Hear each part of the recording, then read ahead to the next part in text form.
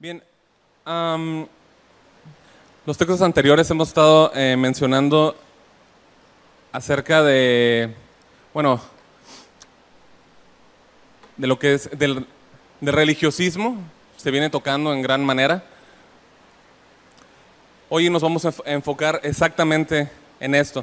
Eh, el título de la enseñanza de hoy, para los que anotan, es Hipocresía, la vía directa hacia el infierno. Hipocresía, la vía directa hacia el infierno.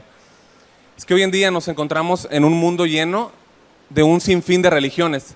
Estas diversas formas de culto muestran que el carácter falso de la religión es básicamente la hipocresía, ya que ellos pretenden conocer a Dios, las personas religiosas, muestran o pretenden dar a entender que conocen su justicia, que conocen a Dios, y realmente no es así. Cualquier tipo de religión, hermanos, falsa, puede prometer llevar a los oyentes al cielo. Cualquier tipo de religión puede prometer llevarlos al cielo, pero realmente no es ahí donde va una persona que tiene solamente religión. Cualquier tipo de religión es hipócrita, religión falsa es hipócrita. Y cualquier ministro o líder religioso falso es también de igual forma un hipócrita. La Biblia siempre menciona a los falsos maestros como hipócritas en la palabra. Son hombres que pretenden nuevamente conocer a Dios, pero en realidad están llenos de maldad, llenos de maldad. Ahora, es importante para nosotros saber qué es un hipócrita. Un hipócrita básicamente es un actor.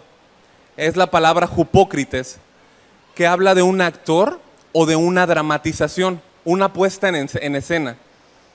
Es la transformación del actor, el cual toma un papel que no es verdadero y lo adapta y hace o presenta a una persona que realmente no es. Hace como una ilusión al público. Cuando nosotros trasladamos este aspecto a lo religioso, se torna un poco aún más oscuro, ya que no es solamente fingir, lleva implícito el fingimiento, pero también es tapar o cubrir la maldad del corazón por medio de actitudes que pueden ser muy santas o piadosas, para en realidad mostrar lo que verdaderamente, perdón, para no mostrar lo que realmente hay en el corazón, que es perversidad y podredumbre a grandes rasgos. Este es un acto engañoso y fingido. La Biblia nos dice en el libro de Jeremías que el corazón, ¿cómo es? Últimamente se nos ha estado enseñando desde la enseñanza de los niños. Hace unas semanas, el corazón es perverso y engañoso, más que todas las cosas. Así es nuestro corazón. Entonces, se puede pretender, por ejemplo, ser moral, pero en verdad hay inmoralidad. Se puede tratar de parecer santo, pero en realidad no es así. Se puede tratar de pretender ser moral, pero realmente hay inmoralidad.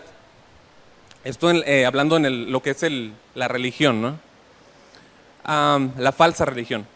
Entonces, por esto mismo no nos debe de sorprender a nosotros cuando frecuentemente algún líder religioso escuchamos que está envuelto en ciertas inmoralidades. Algunas son más escandalosas que otras, es cierto, pero ya que no toda la gente manifiesta el mismo tipo de maldad.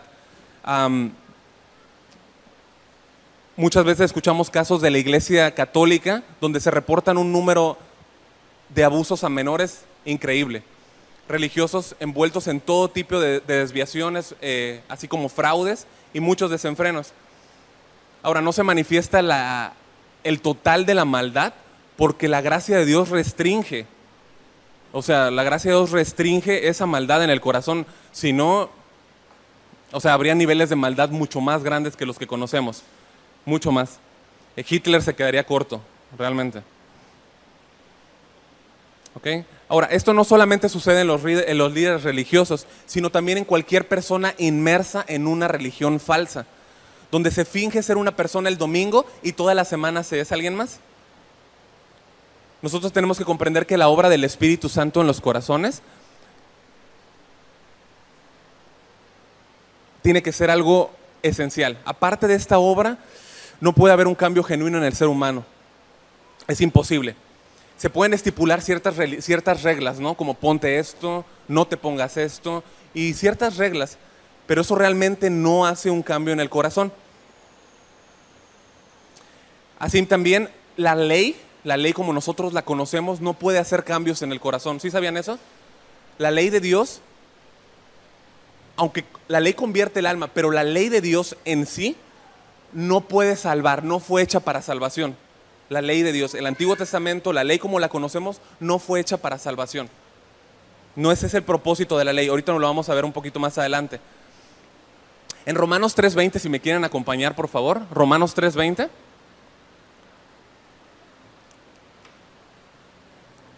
Romanos 3:20 dice, ya que por las obras de la ley, ningún ser humano se justificará delante de él. Ningún ser humano, marquen eso, ningún ser humano se puede justificar delante de él por la ley. Dice, porque por medio de la ley es el conocimiento del pecado. O sea, la ley nos da el conocimiento o revela el pecado que hay en nosotros. Eso es lo que hace la ley. ¿Ok? Ahora, por ende, no hay puntos intermedios. O conocemos a Dios o no le conocemos. No hay como una línea medio. Es o le conocemos o no le conocemos. El que dice que le conoce, pero no ha sido regenerado o lavado por el poder de la palabra, no puede más que fingir. Escuchen bien esas palabras. El que no conoce a Dios y no ha sido lavado, lo único que puede hacer es fingir. Nada más. Puede fingir un estado de comunión o paz, pero no es. Esto mismo es lo que puede llegar a ser un budista cuando está en un estado de meditación, en su nirvana, en un estado de descanso, o un hindú que le ora a toda su infinidad de dioses. Es lo mismo. Es un fingimiento, hipocresía. Es una actuación solamente. Ahora, dentro de los 7,000 millones de habitantes que existen en el mundo, hay una infinidad tan vasta y una gama tan amplia de religiones que espanta. En el islamismo tenemos 1,300 millones, en el budismo 1,100 millones, en el hinduismo 900 millones, en la religión tradicional china 394 millones, en las religiones indígenas 300 millones, en las religiones afroamericanas 100 millones, el espiritismo 15 millones, el judaísmo 14.5 millones, en la irreligión o lo que es el ateísmo otros 1,100 millones. Entre estas religiones hay a la cantidad de otros 1,000 millones de personas en un cristianismo apóstata. Todos se llaman a sí mismos cristianos, pero nunca van a la iglesia. O sea, no son parte de la iglesia, primero que nada, ¿no? Se denominan ser cristianos, pero nunca están en la iglesia también. Satanás ha tomado el control global de la falsa religión. La falsa religión le pertenece a Satanás, es de él. En 1 de Juan 5:19 dice, sabemos que somos, en la Nueva Traducción Viviente dice, sabemos que somos de Dios y el mundo está bajo el maligno, está controlado por Satanás. Dice, pero sabemos que el Hijo de Dios ha venido y nos ha dado entendimiento para conocer el que es verdadero y nosotros estamos en el verdadero. ¿Cuántos están en el verdadero? En Cristo. Este es el verdadero Dios y la vida eterna. Jesucristo es la misma verdad. Nosotros tenemos que comprender, cuando dijo Jesucristo, yo soy el camino, ¿qué dijo? ¿Soy qué? La verdad. Él dijo, yo soy la verdad. Y Él siempre nos va a guiar a la verdad, siempre. Él no es un pedazo de verdad, Él es la misma manifestación de la verdad y de la santa ley de Dios. Por lo tanto, Jesús conoce que toda falsa religión viene del mismo hueco más profundo del infierno. Y por eso es que nos avisa acerca de esta peligrosidad de la religión. Este tipo de religiones falsas guían a sus oyentes hacia la misma destrucción a través de religiosidad, ceremonias, cultos, y se les hace sentir que todo está bien. Esa religiosidad que les hace sentir bien es un engaño, es muy peligroso. ¿Okay? La falsa idea de que los hombres puedan ser piadosos sin ser convertidos es sumamente peligroso. Ahora, nosotros tenemos que entender lo que está sucediendo en este texto. No es el punto de vista de alguien más, no es lo que dijo algún apóstol o lo que dijo algún hombre, sino es Dios mismo desde su perspectiva hablando acerca de la religión. Es lo que Dios mismo piensa de la religión. Es la mente de Dios en Cristo. O sea, Cristo es Dios Y Cristo está hablando acerca de la religión. Es de la perspectiva nuevamente de la religión en los ojos de Dios. Es como Dios ve la religión. ¿Ok? Debido a que la religión es lo único que puede transformar el alma, la persona que lo rechaza manifiesta en el exterior una vida religiosa, pero por dentro, sigue llena de iniquidad. No ha habido un cambio. Su condición real es deplorable y no podemos decir que esta persona determina ser hipócrita. O sea, no empieza su camino como, voy a empezar en esta religión para terminar siendo hipócrita. No es así. Pero en realidad lo es. En realidad lo es. Termina de alguna manera ahí. Irremediablemente. Ahora, para este punto en el que nos encontramos en el Lucas 11, Jesús se encuentra en el último año de su ministerio. El tiempo de la cruz cada vez está más cerca. Es el segundo año de su ministerio, él ya está a punto, está en el último año. Y Lucas hace también un gran énfasis en las denuncias de juicio en este texto, de la condenación por parte de Jesús a los líderes religiosos y escribas. Los escribas eran abogados de la ley, los cuales habían desarrollado toda la base del sistema religioso del momento. Esta oposición hacia Cristo por parte de estos líderes iba creciendo cada vez más, lo cual culminó en la muerte de Jesucristo en este último año de su vida. Muchas de las declaraciones de Jesús concernientes a los fariseos e intérpretes de la ley en este pasaje corren estrechamente en paralelo a Mateo 23. Para los que lo quieran checar en casa, Mateo 23 corre muy paralelo, pero no estamos hablando de un mismo caso. Son relatos diferentes, pero son paralelos, podemos apoyarnos en él. ¿Ok? Ahora, también es entendible que si el pueblo judío pensaba, o más bien, el pueblo judío pensaba que si alguien debía de ganar el favor de Cristo, eran estas personas religiosas, estos líderes religiosos, los fariseos, los escribas, los intérpretes de la ley, los expertos de la ley. Pero no fue así. Las mayores denuncias de Jesucristo fueron hacia ellos. Fueron directamente hacia ellos, ya que él no estaba comprometido con su religiosidad. ¿Ok?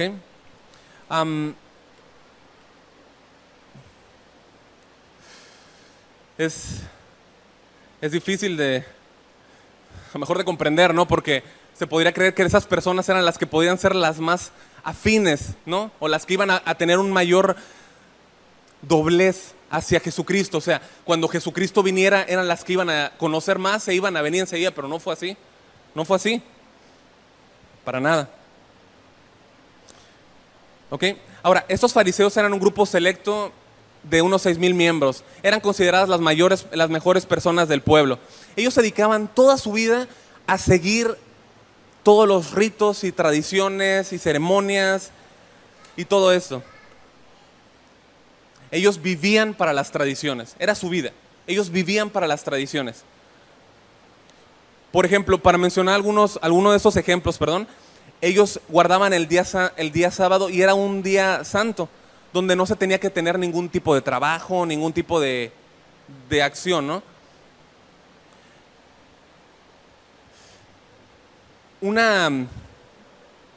La Mishnah, que era el cuerpo exegético, de leyes judías, tenía ciertos tipos de trabajos prohibidos. Tenían 39 trabajos que no debían de realizar. Por ejemplo, algunos, ¿no? Arar, cosechar, seleccionar, tejer, lavar, peinar. No podían cargar, no podían marcar, no podían matar, no podían cocinar. Qué terrible, ¿no? Porque no podían hacer muchas cosas. En estos debates entre ellos, habían sacado estos 39 puntos. Y luego de esos 39 puntos sacaron un montón de leyes más acerca de lo que se tenía que hacer. Estos escrupulosos hombres se dedicaban a definir lo que era trabajo. Por ejemplo, ellos podían, si tenías un dolor de garganta, podías tragar el vinagre, pero no podías hacer gárgaras, porque era considerado un trabajo. A ese punto era. No podías peinarte, porque si te peinabas, podías ver una cana y podías sentirte tentado a arrancar una cana, y era considerado trabajo. ¿Cómo ven? No podías llevar cargas en una cierta zona, fuera de una cierta zona, más no podías llevar ningún tipo de peso. De hecho, tenías que checar tus bolsillos para no llevar algo de peso. Eran muchísimas, son muchísimas leyes fastidiosas que ellos habían hecho. Esas millones de reglas eran de vida o muerte para ellos, eran sus ceremonias, era su vida de ellos. ¿Okay? Ahora esos líderes hipócritas pretendían llevar a la gente a Dios, pero no hacían ni un ápice por ayudarles a ellos, no metían las manos, no tenían un ministerio hacia ellos, no era lo que hacían. Mateo 23:15 dice: ay de vosotros, escribas y fariseos hipócritas, porque recorréis mar y tierra para ser un prosélito, o sea, un seguidor, y una vez hecho le hacéis 2 veces más hijo del infierno que vosotros.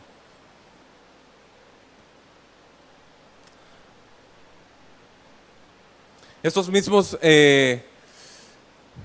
líderes religiosos estaban completamente ciegos. Habíamos estudiado hace unas semanas, en una de las enseñanzas que nos dieron uno de los hermanos, nos estaba mencionando que incluso decían que él echaba demonios fuera por Belcebú. O sea, Dios mismo estaba caminando entre ellos y decían que lo hacía por Belcebú. Estaban ciegos. No era un problema de que les faltara algo de vista, como se nos enseñaba. No es que les faltara vista, es que no tenían luz, no había luz en sus vidas, no podían ver. Ahora, Jesús muestra una gran misericordia en todo este texto, porque lo que hace es sacudir y hacer temblar la cabeza de este hombre hipócrita, aceptando su invitación. Acompáñame a Lucas 11:37, dice: luego que hubo hablado, le rogó un fariseo que comiese con él, y entrando Jesús en la casa, se sentó en la mesa. En esta época los fariseos estaban enemistados con Jesús. Eso era un hecho. Estaban enemistados con Jesús. Es posible que esta invitación hacia Jesús haya sido un plan para atraparlo. Es muy probable. También es muy probable que haya sido una cuestión de mera curiosidad. ¿Quién es ese Jesús? ¿Sabes qué? No sé, hay que organizar una comida y vamos a invitarle. Y lo invitaron. Entonces este fariseo se aseguró de invitar a todos sus camaradas y traer a Jesús. Entonces ellos podían, más bien como conocían sus hábitos, les podría ser fácil pescarlo en alguna cuestión, poderlo encontrar en alguna falta, para colocarlo en una posición donde tendría que violar alguna de las reglas o costumbres farisaicas. Ellos podrían usar este informe como un argumento contra él. Entonces él acepta la invitación del fariseo y entra con ellos. Lo invitan a comer. Esta comida era ellos tenían 2 comidas muy principales: la comida en la tarde, que era como después del mediodía, y la comida en la noche, la cena. Esta comida era se le conoce como aristao. Era una comida fuerte después de haber trabajado durante cierto tiempo. Era una invitación a comer alrededor de una mesa. Se nos ha enseñado acerca de esto. Era donde él se colocaba en una posición con los pies un poco alejados de la mesa, se recostaba sobre un cojín y podía entablar una plática o una charla durante un largo periodo de tiempo. Podían entablar una conversación larga. Entonces, en el versículo 38 dice: el fariseo, cuando lo vio, se extrañó de que no se hubiese lavado las manos antes de comer. Él se extrañó de que no hubiese lavado sus manos. Hasta aquí Jesús había rompido uno de sus códigos. Él rompió uno de sus códigos a propósito. Él quería transformar y voltear el mundo de este religioso.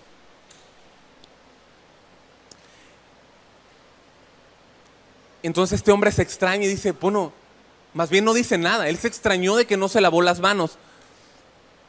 Una traducción literal podría ser: se extrañó de que no hubiese bautizado sus manos antes. Una ablución se le llama. Esto no era la palabra bautizo. Esto iba mucho más allá de una cuestión de higiene, hermanos. No está hablando, no es porque, ¿por qué no te lavaste las manos? Todos los gérmenes que tienes en las uñas, no es por eso. Es una cuestión de religiosidad. Él acababa de romper el círculo ceremonial de confort de estos hombres. Nuestro Señor señala lo absurdo que es darle importancia a una mera limpieza corporal en vez de limpiar el corazón. ¿Cuántos saben que Dios mira el interior de nosotros? Él conoce el corazón. Él conoce lo más profundo, mucho más que nuestra. Su preocupación va mucho más allá que nuestra piel. ¿Ok? Este era un símbolo por un deseo de santidad, por limpieza o por haber tocado algo sucio. O sea, un ejemplo podría ser que, imagínense que él viene desde las sinagogas hacia su casa y entonces toca a un gentil, lo cual era considerado algo sucio. O tocaba algo que tenía en su mano y estaba sucio. Entonces tenía que lavarse, tenía que lavar sus manos y no estaba contaminado o inmundo ceremonialmente. Esto era simplemente era una defensa acerca de un cumplimiento estricto de reglas establecidas por los rabinos. Estas reglas habían pasado durante generaciones, de una a otra generación. Ellos lo hacían como si su salvación dependiese de eso. O sea, esto va mucho más allá. Para ellos dependía de todas estas cosas su salvación. ¿Okay? También esta forma de derramar agua era como poner adentro de una cáscara y media de huevo agua, mojar los dedos y escurrir, y voltearlos y escurrirlos. Ya eso era limpieza. ¿Cuántos se lavan las manos así? O sea, ya estoy limpio, ¿no? Ya estoy limpio ceremonialmente de lo que hice, de lo que toqué, ¿no? No tenía nada que ver con higiene, gérmenes, nada de eso. Era un temor a contaminarse. Nuevamente, eran solamente ritos y ceremonias. Versículo 39-40 dice, pero el Señor le dijo, ahora bien, vosotros los fariseos, limpiáis lo de fuera del vaso y del plato, pero por dentro estáis llenos de rapacidad y de maldad.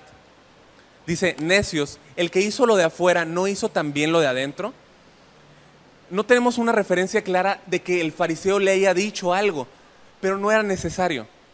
Él lo pensó, él se extrañó, pero Jesús conocía su corazón. Él conoce los corazones. Juan 2:24 dice, pero Jesús mismo no se fiaba de ellos porque conocía a todos. 25, no tenía necesidad de que nadie le diese testimonio de los hombres, pues él sabía lo que había en el hombre. Él sabía que este líder religioso tenía pensamientos acerca de esto. ¿Ok?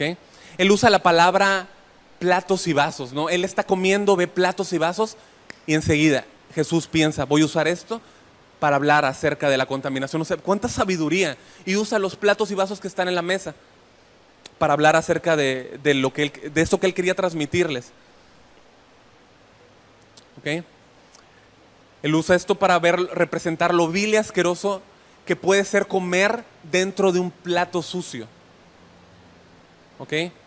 O sea, realmente a nosotros no nos debe de importar si vamos a un lugar a comer. O sea, no levantamos el plato o el vaso para ver si está sucio, ¿verdad? Nos preocupamos que lo que esté adentro esté limpio. No vemos el plato, difícilmente hacemos eso. Lo que hacemos es que nos fijamos lo que hay dentro del plato. ¿Ok? En esta parte Dios le dice, o sea, Él está declarando que Dios había creado el alma y también había hecho el cuerpo. Pero Él tenía un mayor interés por lo primero, por el alma. Entonces Él plantea una pregunta inteligente y directa. ¿El que hizo lo de afuera no hizo también lo de adentro? El mismo Dios que formó nuestros pobres cuerpos mortales es el Dios que nos otorgó un corazón y un alma, hermano. Él nos hizo, pero también nos dio un cuerpo y un alma a nosotros. ¿Ok? Esto debe ser algo principal para nosotros, nuestro corazón. Ahí podemos saber cómo está nuestra religión, nuestra verdadera religión. Cómo está nuestro corazón delante de Él. Los lavamientos corporales, los gestos, los ayunos, el caminar de cierta manera, el hablar de cierta manera, el tratar de pretender ser religioso, el tratar de mirar de alguna forma, el momento de oración, son ritos, ceremonias, misticismo, son tantas cosas que no es otra cosa más que religión. Una conducta piadosa externa es lo mismo. Solamente lo que es válido, lo que es verdadero es una renovación por el Espíritu Santo. Jesús le dice a estos líderes que es inútil que quieran limpiar el exterior sin limpiar primero el interior. Esos hombres estaban llenos de maldad, de perversidad, dice el versículo. Dice, por dentro estáis llenos de maldad, de rapacidad. La palabra ponería, que es robo, depravación, maldad, perversidad. Esta reprensión en contra de ellos es directa, ya que Jesús conocía la religiosidad de estos hombres, sobre todas las cosas. Él es omnisciente, Él simplemente es omnisciente, Él conoce todos los corazones. Estos líderes estaban robando y saqueando al pueblo, pero no solamente no era algo, no era algo solamente o material, ellos estaban robando y saqueando las almas de las personas. Ellos estaban robando, es lo mismo que hace la religión, roba tu vida, roba tu bolsillo, ¿no? Engaña tu mente, condena al infierno. Eso es lo que hace la religión. Para aquellos que no han puesto la confianza en Cristo, eso es lo que hace la religión.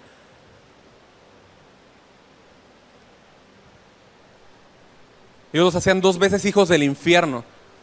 Ese es el ultraje más grande que se puede hacer un alma. Engañarla a tal punto de robarle de esta manera y al último arrojarlo, o más bien, pues sí, a una eternidad en un lago de fuego. O sea, los hacen doblemente hijos del infierno. O sea, los engañan completamente. Más ya están condenados desde que nace el hombre, está condenado. O sea, doblemente para ellos. Nosotros no debemos adaptar ningún tipo de estrategia para predicar el evangelio a las personas. Y esto, normalmente cuando hablemos a las personas va a tornarse en una actitud hostil. Aquellos que predican el evangelio, que están predicando, se va a tornar en una actitud hostil la mayoría de veces. Es normal, es normal. Ahora, esta palabra que dice necios es una palabra que significa sin sentido, significa ignorante, egoísta, por implicación estúpido. Estúpido no es una grosería, ¿eh?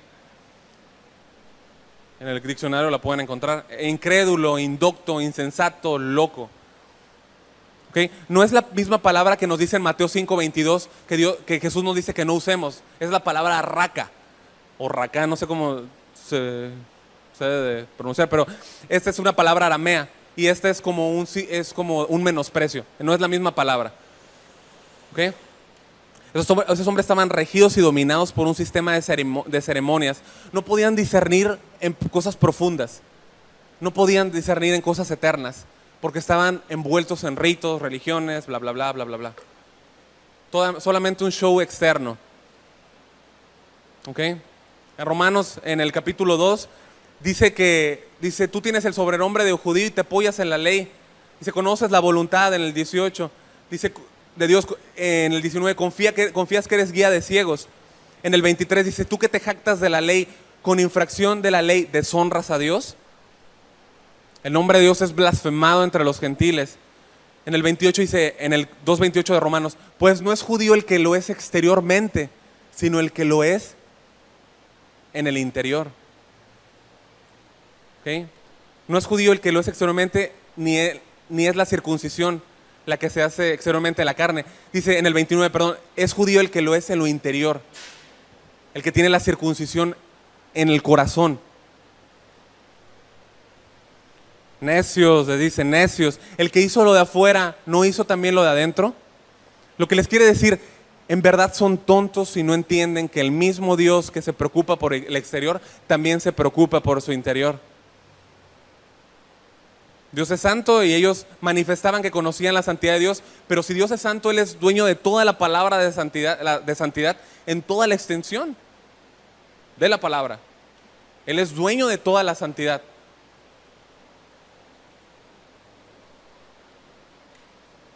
Entonces es tonto realmente pensar que se puede agradar a Dios en el exterior cuando el interior está lleno de suciedad. ¿Sale? Él estaba lanzando un arrepentimiento, un llamado a arrepentimiento y una entrega del corazón. En el 41 dice, pero dad limosna de lo que tenéis y entonces todo será limpio. O sea, en vez de hacer sonar trompeta, les dice, de lo que dan ustedes y de vivir de superficialidad, Jesús le dice, den su corazón. Eso es como nosotros tenemos que entenderlo. Podría parecer en este punto que el versículo está diciendo de una manera irónica, pues continúen con sus prácticas de dar limosna en todo lo que tienen y entonces serán santos. Todo será limpio, den limosna y sigan cumpliendo todos sus ritos, ya que nadie es tan santo como ustedes. No podemos pensar que esté hablando de esta manera, ya que no es la manera en la que Jesús lo hace. No es así.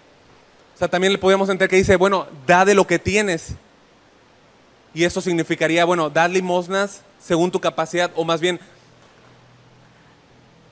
dad limosna a los pobres de aquellas cosas que tenéis. Pero esta tampoco puede ser una versión que podamos, o una interpretación correcta, ¿no? Ya que esto no, la Biblia no nos enseña que por obras podamos ser limpios. Lo que realmente les está diciendo es, den su corazón. Realmente den la limosna que ustedes pueden dar, es dense ustedes mismos. Y entonces todo será limpio. Da las cosas apropiadas. Dice Romanos 12:1, dice, por tanto, por la misericordia de Dios, dice, entreguemos nuestros cuerpos, nuestras vidas, como sacrificio vivo, santo, agradable a Dios. Eso es nuestro verdadero culto racional. En Salmo 51:17 dice que lo que Dios acepta es un corazón contrito y humillado. Él no desprecia un corazón contrito y humillado. Entrégale primero tu hombre interior y entonces podrás servir, podrás entregar ofrendas aceptables. Pero para estos líderes religiosos era más fácil no pensar en todas estas cosas. Era más fácil, mejor pensar solamente en las cosas exteriores, en el show de fuera. Entonces, en este punto, lo que había comenzado como una invitación se había tornado en algo incómodo, ¿no creen? Ya no era algo cómodo, ¿no? Yo creo que ya como que sentían esa gotita de sudor que te puede recorrer a veces la espalda, ¿no? Como, me imagino. Jesús menciona 6 ayes, o 6, pues sí, ayes. ¿Sí, están familiarizados con ayes? Con el ay de vosotros, ay. O sea, él arroja 6 ayes. Menciona 3 primeras contra los fariseos y 3 contra los escribas. Estas son declaraciones de juicio, condenaciones o maldiciones. Las 6 ayes eran dirigidas para ambos grupos, ya que eran parte del sistema religioso de Israel. Se podría, o sea, no podemos entender esas ayes como una manifestación, como un dolor, como una exclamación de dolor. Sí lo lleva implícito, pero no lo es, porque si nosotros lo vemos a la luz del versículo 40, les acaba de mencionar necios, tontos. No es como ay, pobrecitos fariseos, pobrecitos. No es así. Realmente les está diciendo, ay de vosotros, ay de vosotros. Es una condenación. En Isaías 5 podemos ver un poco más, si lo quieren anotar en casa, para que ustedes vean lo que son las ayes que él dice. En el Isaías 5:20, ¿no? Hay de los que le dicen bueno a lo malo, y a lo malo le dicen bueno, que ponen lo amargo por dulce y lo dulce por amargo, ¿no? Hay de los los que son valientes para beber vinos y hombres fuertes para mezclar bebida, ¿no? Los que justifican al impío mediante cohecho y al justo quitan el derecho. Aquí están ese tipo de ayes, ¿no?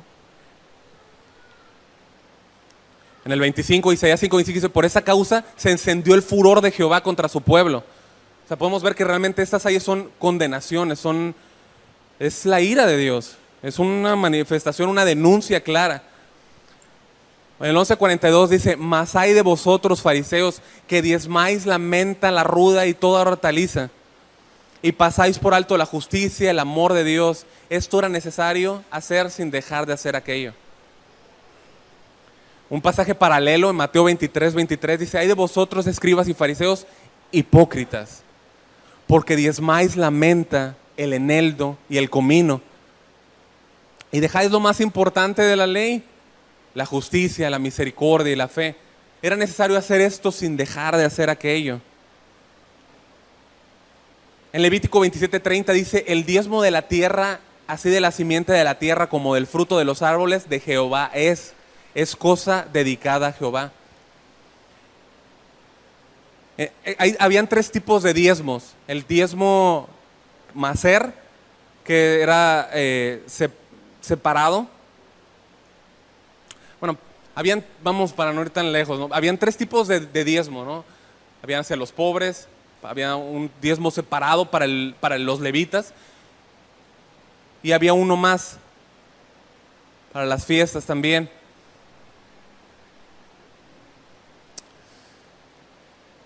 Pero la escrupulosidad, tan excesiva de estos fariseos acerca de dar el diezmo de todas sus posesiones, los llevó a diezmar incluso las hierbas del jardín. A ver. Ellos tasaban cada hierba del campo. Ellos debían de dar un diezmo, pero de las cosas principales, el aceite, el vino, el trigo. Pero entonces empezaron a agarrar el diezmo de todas las hierbas del campo. El eneldo era como el anís. Incluso las semillas de anís las diezmaban, ¿no?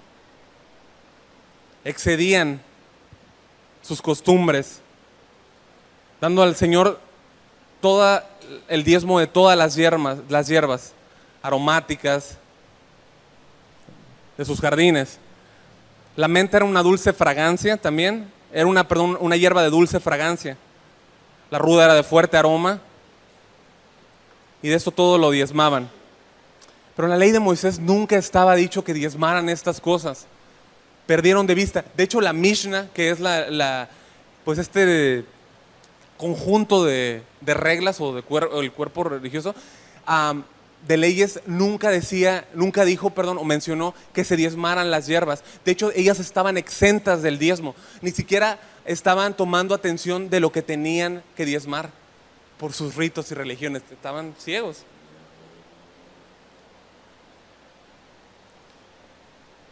Descuidaron lo más importante, mi hermano. Lo más importante lo descuidaron.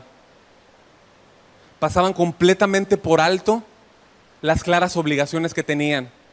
¿Qué era? Amar al Señor, su Dios, con todo su corazón, con toda su mente, con toda su alma y con todas sus fuerzas. Y a su prójimo, ¿cómo? Como a sí mismo. Habían pasado por alto todo esto.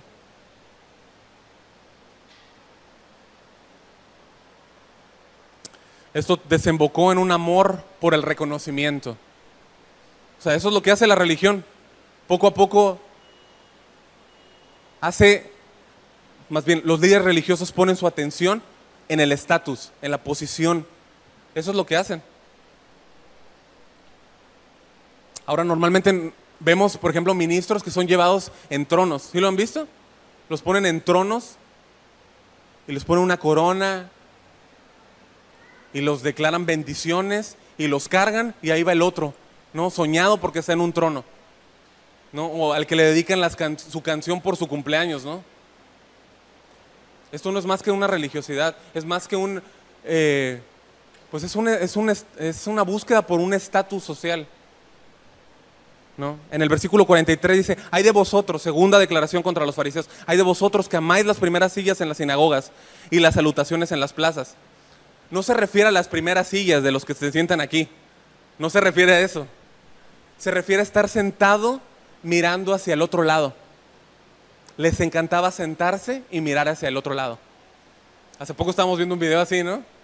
Y con la carita aquí toda chueca, ¿no? O sea, ¿por qué? Tiene una ventaja, están escuchando al que les está hablando y están viéndolo, a los demás, ¿no? Enfrentándolos de frente, ¿no? Ellos les encantaba estar en esas posiciones. Les encantaban las salutaciones ceremoniosas en las plazas. No era como, hey, hola. No, les encantaba que les dijeran todo su larga lista, ¿no? Rabí. Y les encantaba que les dieran sus cargos religiosos. exactamente como es ahora, ¿no? Obispo tal, o pastor tal, o ministro de tal y tal. Es lo mismo, es lo mismo, es lo mismo. Van a ser reconocidos mientras cubrían toda su perversidad, robo e inmoralidad. En el 23:6 les dice, les encanta sentarse a la mesa principal en los banquetes y ocupar los asientos de honor en las sinagogas.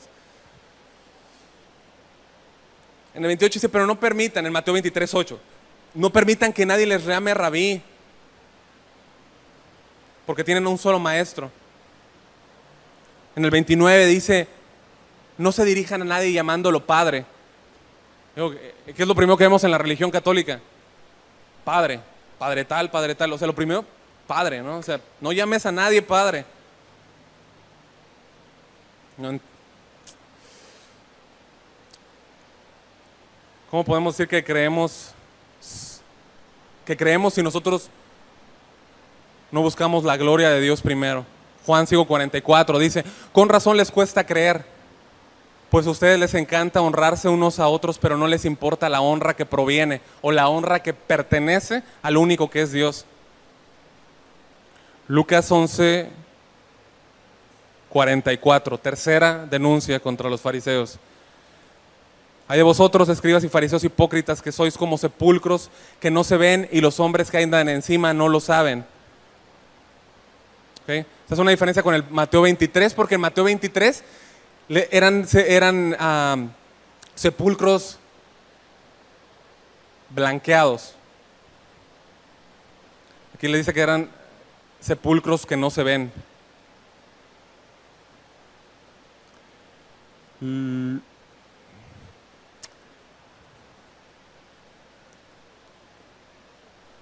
Esta era todos los sepulcros deberían de haber estado blanqueados.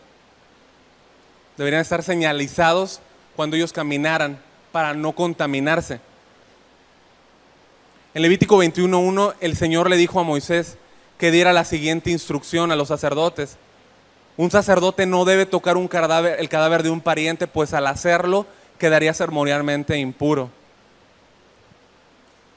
Según la costumbre judía, antes de que llegaran las grandes caravanas de gente que viajaban a Jerusalén para asistir a la Pascua, los sepulcros debían de ser blanqueados, debían de ser marcados para que la gente, cuando va caminando, no lo fuera a pisar y se fuera a contaminar, porque si no, no podía estar habilitado para una ceremonia, pues sí, estando limpio, no podía. Entonces lo que le está diciendo es, ustedes son como esos sepulcros que no tienen marca. La gente camina o anda sobre ustedes o anda en sus caminos y se está contaminando continuamente y no lo sabe.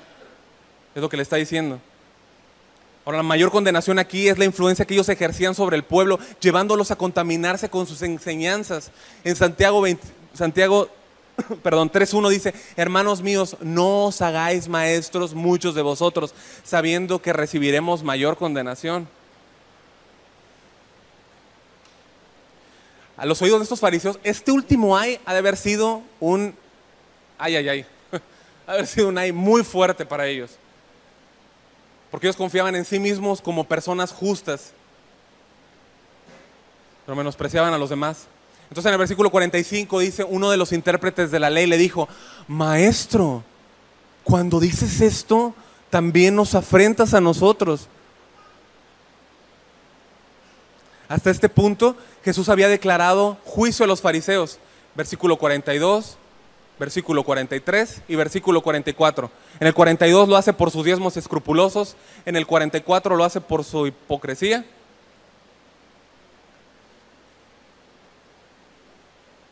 Perdón, en el 43 por el estatus que estaban buscando, que es hipocresía también, y en el 44 por enseñar o influenciar a la nación, haciendo que ellos se contaminaran. Pero ahora uno de los intérpretes, esos eran abogados o expertos de la ley, se siente terriblemente ofendido.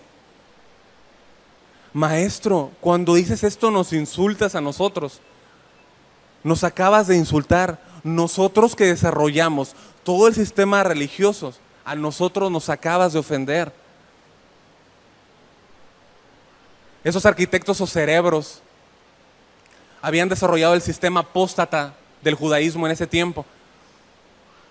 Y este mismo sistema era el que obstaculizaba a las personas entrar en el reino de Dios con sus millones de reglas y tradiciones.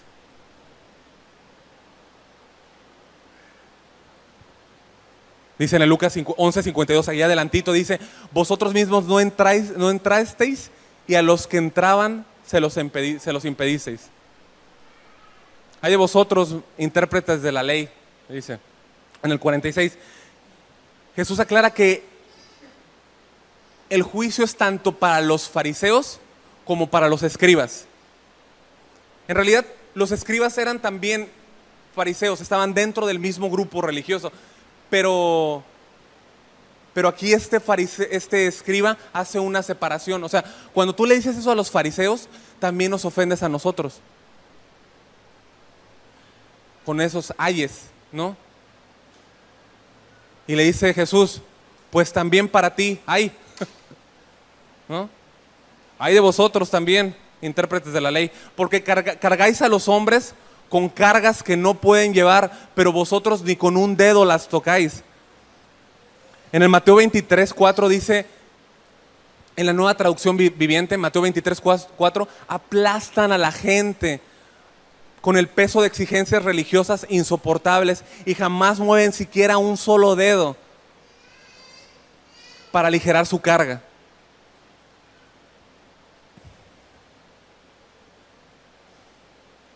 Estos reglamentos eran mandamientos en los cuales habían enterrado la ley de Dios, habían privado a los hombres de la libertad y de su paz mental.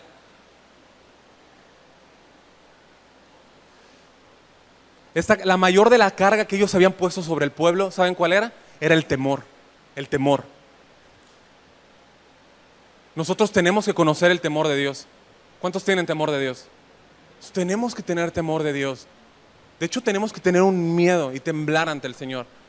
Ahora, sabemos que siendo reconciliados tenemos paz para con Dios. Justificados tenemos paz para con Dios. ¿Por medio de quién? De Cristo. Ya hay términos de paz con Cristo. Pero tenemos que tener un temor, tenemos que tener un respeto hacia el Señor. Pero ellos habían puesto un temor sobre las personas. Eso es lo que hace la religión. No hagas esto, no faltes a nuestra ley porque entonces esto. Los habían cargado con un temor grandísimo. Pero ellos mismos se eludían estas leyes. Mateo 5:13 dice: ustedes por sus tradiciones violan los mandamientos directos de Dios.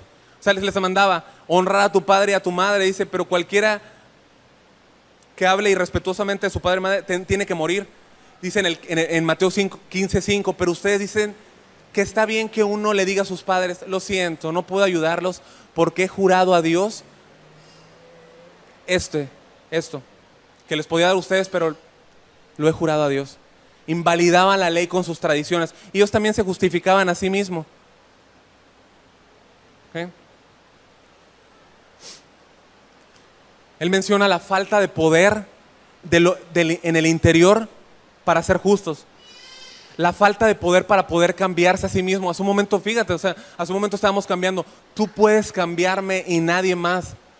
Solamente Dios tiene el poder para cambiar al hombre. La religión jamás puede hacer eso.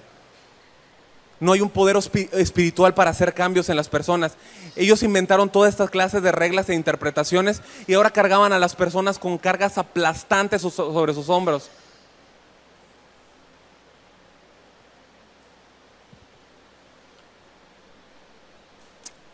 En la ley no puede, por ejemplo, cambiar a una persona. Incluso una ley normal no está hecha para habilitar a una persona, simplemente le marca la línea de dónde puede llegar. Es lo que hace la ley. ¿Qué hace la ley en nuestros corazones? Nos revela el pecado. Pero la ley no puede salvar. La ley no puede traer salvación. La ley no salva. La ley lo que hace es que nos refleja en nuestro corazón lo perverso que somos. Me gusta mucho el ejemplo que usa el pastor Raúl cuando dice, es como el doctor o más bien como el que te prescribe, ¿no? Te dice, ¿sabes qué? Estás enfermo. Estás enfermo. O sea, lo que te digo es que estás enfermo. Eso es lo que hace. La ley marca la condición del hombre. Acuérdense, lo que contamina al hombre no es lo que entra en él, sino lo que sale de él. El corazón es perverso.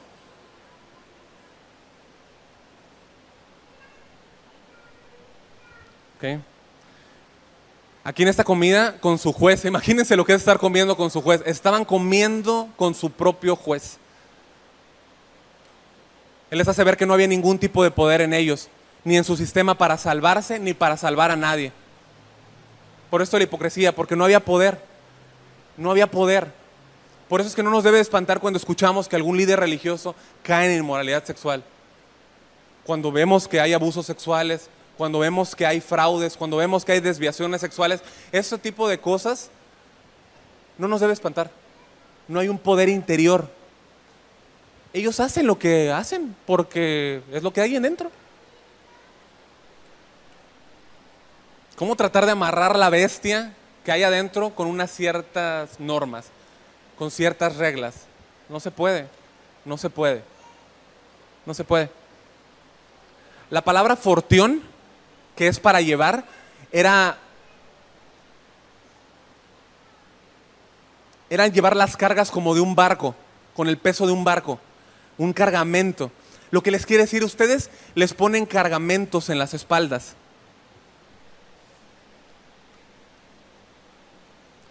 Y no Jesús así, Jesús no es así. Mateo 11:30, ¿qué dice? Porque mi yugo, ¿qué es? Fácil y ligera mi carga. ¿Ven la diferencia? Jesús dice, mi carga es ligera, es fácil. Yo te ayudo a llevar la carga. Y estos escribas no hacían lo mismo. Los cargaban. La palabra dusbastactos significaba dañar a alguien, lastimarle. Es un derivado de la palabra bastazo, que significa cargar o llevar en peso, soportar, sufrir. Ellos hacían sufrir a estas personas con sus cargas. Ya, esto es. Les ponían cargamentos sobre sus espaldas y les hacían pedazos sus espaldas con millones de reglas, mandamientos, bla, bla, bla, bla, bla, bla, lo mismo. Ellos no podían ayudarles, o sea, no tocaban con un dedo, porque no tenían el poder para cambiarse ellos, ni tampoco podían cambiar a los demás. No metían ni con un meñique, no los ayudaban ni con el meñique siquiera. Eso es lo que hace la religión pobre y sin poder. La religión falsa no tiene la habilidad para restringir la carne. Lo único que hace es limpiar el plato y el vaso por fuera. No hay poder, ¿por qué creen, hermanos? Porque no hay vida. Si no hay vida, no hay poder. Y si no hay poder, no hay cambios. Y toda esa vida, todo ese poder es lo que hace el Espíritu Santo en nosotros. La persona que cree en Cristo es nacida de nuevo. Dios pone el Espíritu Santo dentro de él y le empodera para andar en la ley de Dios. 11:47 dice, hay de vosotros que edificáis los sepulcros de los profetas, a quienes mataron vuestros padres. 48, de modo que sois testigos y consentidores de los hechos de vuestros padres, porque a la verdad ellos los mataron y vosotros edificáis sus sepulcros. Esos hombres querían que la gente pensara que ellos podían, al momento de edificar o embellecer o hacer albañilería en las tumbas de los profetas, trataban de decir, nosotros somos diferentes a nuestros padres. Es lo que estaban queriendo tratar de decir, nosotros no somos como nuestros padres. Si nosotros hubiéramos estado en esos tiempos, no hubiéramos hecho eso. Ellos estaban acabando de hacer lo que sus padres habían empezado. Nehemías 9:26 dice, pero te provocaron a ira, y se rebelaron contra ti y echaron tu ley tras sus espaldas y mataron a tus profetas que protestaban contra ellos para convertirlos a ti. E hicieron abominaciones. Los padres mataron a los profetas y estos construían y embellecían las tumbas para impresionar a la gente. Qué hipócritas, ¿no? Ellos decían, nuestros padres los mataron, pero nosotros los honramos, porque nosotros nunca hubiéramos hecho esto. Hay sacerdotes católicos, ¿no? O sea, veneran a los mártires, veneran a los santos, hablan de los antepasados, pero no obedecen la ley. Mismo tipo de hipocresía. El mismo tipo de hipocresía de alguien que dice que conoce a Dios, que sigue el camino de Dios y no obedece a los profetas, no obedece la ley, no obedece las palabras de Cristo. Es lo mismo. No importa cuánto diga que conoce a Dios, que ama a Dios. No creen en las doctrinas de estos santos ni imitan sus vidas. Dice, de modo, en el 48, de modo que sois testigos y consentidores de los hechos de vuestros padres. Ustedes aprueban lo que hicieron, es lo que le está diciendo. Ellos los mataron, pero ustedes hacen bonitas las tumbas. No son mejores a ellos, para nada. Para nada. Para nada. En el versículo 54 dice, acechándole, procurando cazar alguna de sus palabras de su boca para acusarle. Ellos estaban demostrando exactamente lo mismo. Si ustedes ven en el 54 dice lo mismo.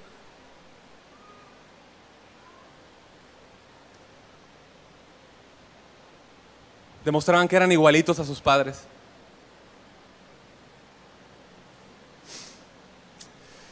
Ay, ay, ay. Mateo 23, 31 dice, así que sois hijos de aquellos que mataron a los profetas. Mateo 21, 34 dice, cuando se acercó el tiempo de los frutos, envió a sus siervos, dice, a los labradores para que recibiesen sus frutos. Mas los labradores, tomando a los siervos, a unos los golpearon, a otros los mataron y a otros los apedrearon. Envió de nuevo a otros siervos más que los primeros, e hicieron ellos de la misma manera. Finalmente, él envió a su hijo diciendo, tendrán respeto de mi hijo. Los labradores, cuando vieron al hijo, dijeron entre sí, este es el verdadero, venid, matémosle y apoderémonos de su heredad. Versículo 49 dice, por eso la sabiduría de Dios también dijo, les enviaré profetas y apóstoles, de ellos a unos matarán y a otros perseguirán. Lo que quiere decir es, Dios y su sabiduría dijeron, les enviaré profetas y apóstoles, van a matar a unos y van a perseguir a otros. Dios dijo que esto pasaría y fue lo que pasó. ¿Cierto? Murió Jesús, antes murió Juan el Bautista, murió Esteban, murieron los 12, siguieron muriendo los líderes en la iglesia primitiva y sigue pasando lo mismo hasta ahora en nuestro país. Abre el YouTube y tú puedes ver. La religión falsa siempre va a ser el perseguidor principal de la verdadera religión, porque está bajo el control de Satanás. No nos espantemos, la religión está bajo el control de Satanás. La falsa religión es la artimaña principal de Satanás. Es la principal artimaña que Satanás usa, la religión. La manera en la que destruye la vida de las personas, engañándolos.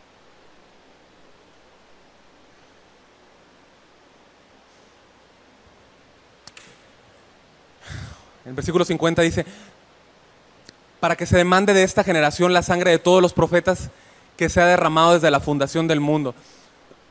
Aquí, toda la ira acumulada de Dios la recibiría esta generación. Toda la ira acumulada. Toda la apostasía, todo el pago por la perversión, toda la sangre derramada por todos los profetas iba a ser sobre esta generación. Y tú y yo podemos preguntarnos, oye, ¿pero eso es justo? ¿Es justo que la generación a la que él está hablando tenga que pagar por los pecados de las generaciones anteriores? ¿Tú qué piensas? Esto nosotros podemos ver lo mismo en Génesis. Una clara muestra de esto fue el diluvio. Fue el diluvio. Los hombres pecaron. Dice Génesis 6:5, y vio Jehová que la maldad de los hombres era mucha en la tierra y que todo designio de los pensamientos del corazón era de continuo solamente el mal. En el versículo 7 dice, raeré sobre la faz de la tierra a los hombres. Los raeré. Desde el hombre hasta la bestia, hasta el reptil, estoy harto, estoy enfadado. Ya. No, mi ira ha llegado a la culminación de la ira, ¿no? Y así fue lo que pasó. Solamente 8 personas se salvaron. Ahora, ¿por qué deben de pagar toda la gente de esta generación a la que Jesús le está hablando, por los que mataron, por ejemplo, a Isaías. ¿Por qué tendrían que pagar? La respuesta es porque el mensaje de estos profetas había estado con ellos durante siglos, mis hermanos. Durante siglos. Todas las reuniones, en todas las sinagogas, en todas las enseñanzas, desde Juan el Bautista, nuevamente. Los profetas estuvieron hablándoles durante mucho tiempo acerca de la venida del Mesías y ellos ignoraron eso por sus tradiciones y ceremonias. Esa sangre debería de ser sobre la cabeza de ellos, por eso.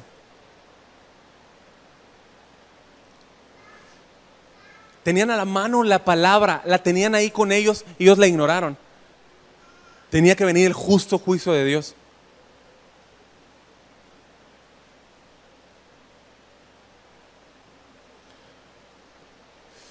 Tuvieron tiempo y exposición de la palabra suficiente, por eso tenían que ser culpables. Tenían que ser culpables de la sangre de los profetas. Incluso más todavía, porque en ese tiempo ellos no tenían menos tiempo, se podría decir, para haber leído la palabra. Esta generación ya había pasado durante muchos siglos con estas leyes. Eran más culpables que la generación que había matado a los profetas. En el versículo 51, posiblemente la palabra generación signifique nación o pueblo. La mayor parte de los hombres que estaban vivos cuando nuestro Señor dijo estas palabras había muerto 40 años después, en la sangrienta inquisición y destrucción de Jerusalén. Este juicio aquí mencionado era temporal, no era el juicio eterno, era el juicio temporal. Era el juicio temporal de Israel.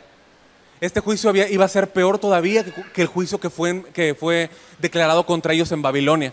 Ustedes lo pueden ver en la escritura, pero este juicio fue mucho peor, fue mucho peor. En Lucas 11:51 dice, desde la sangre de Abel hasta la sangre de Zacarías, que murió entre el altar y el templo. Sí os digo que será demandada de esta generación. Abel y Zacarías eran dos hombres con una relación íntima con Dios. Abel fue muerto ¿por quién? Por Caín. Luego preguntan, ¿no? ¿Quién mató a Caín? Y todos, Abel, ¿no? Te agarran mal parado. Qué bueno que no les pasa. Sí. Pero Abel tenía una relación estrecha con Dios y Caín le mató, ya que este tenía una religión falsa, una religión de obras. Se justificaba con el fruto de sus obras, haciendo exactamente lo que Dios no dijo que hicieran. Dios le dijo que era ¿cómo? Por un sacrificio, simbolizando el sacrificio de Cristo, ¿no? Pero él dijo, no, aquí yo hago lo que yo quiero y presento mis obras. Bueno, mató a Abel.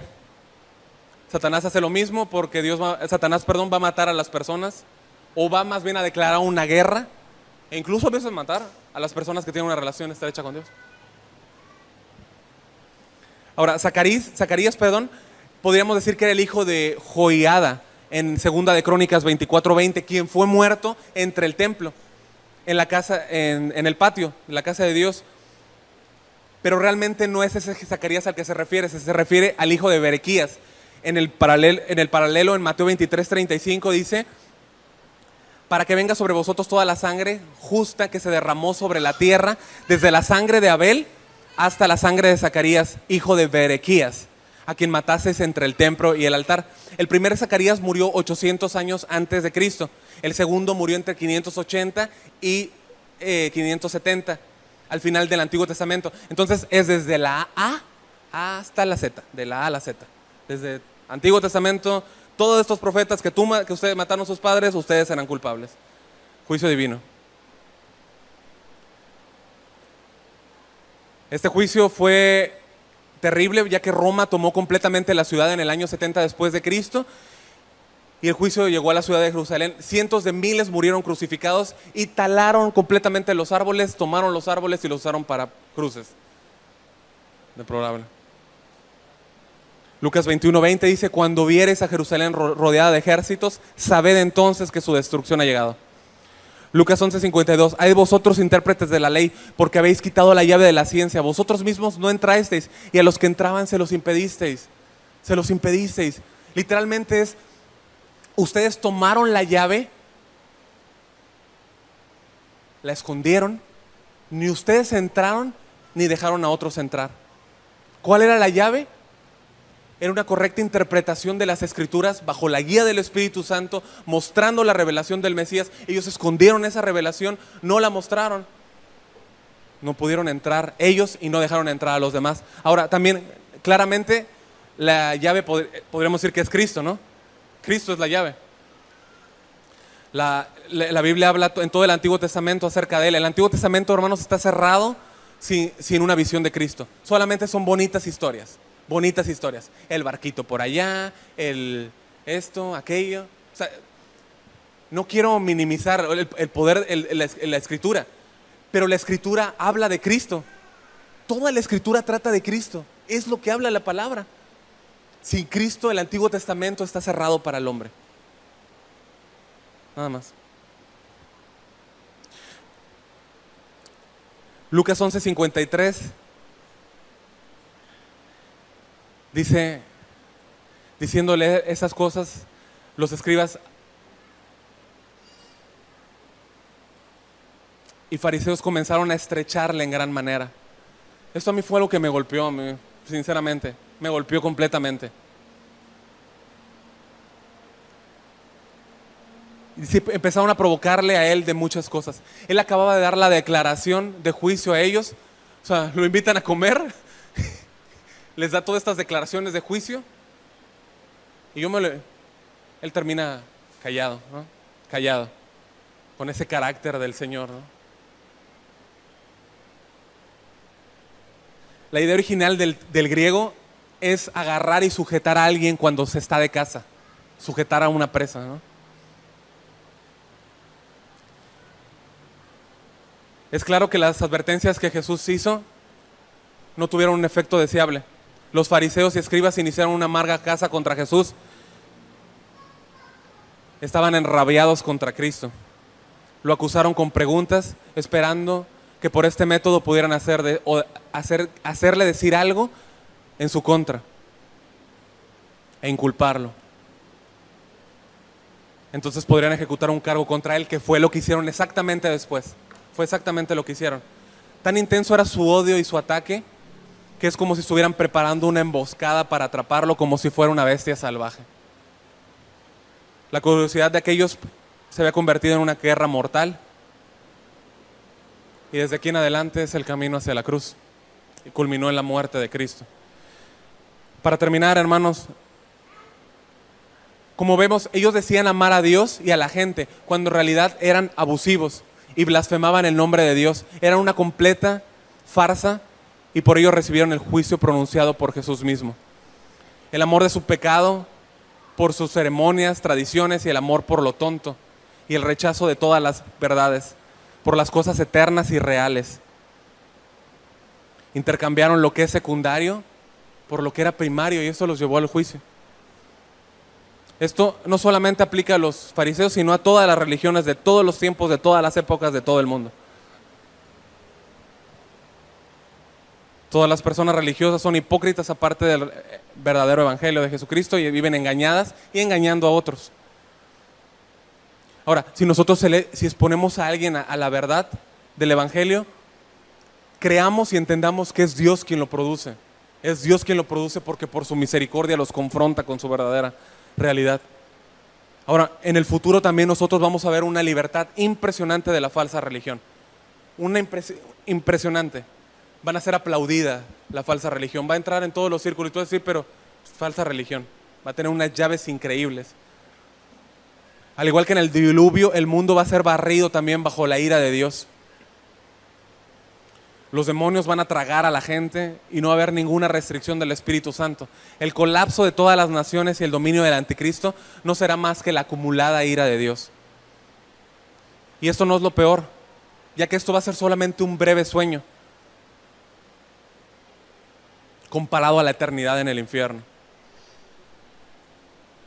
Aquellos que han rechazado el Evangelio y no han puesto su confianza en el Hijo de Dios, van para allá. Al igual que Dios protegió a Noé y a su familia, Dios guarda a todos aquellos que han puesto su confianza en Él, aquellos que hemos confiado en la verdad. Pero de igual manera que toda esta gente fue sumergida en el agua, toda la gente será sumergida en el infierno, y el cual no se va a apagar, pero jamás. Es un llamado al arrepentimiento.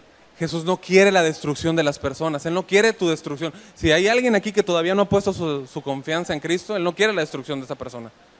Solamente te queda correr a Él y clamar por salvación. Las misericordias del Cordero siguen siendo y serán por siempre. No han cambiado y no cambiarán.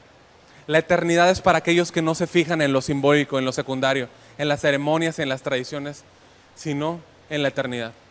En la eternidad. Vamos a orar.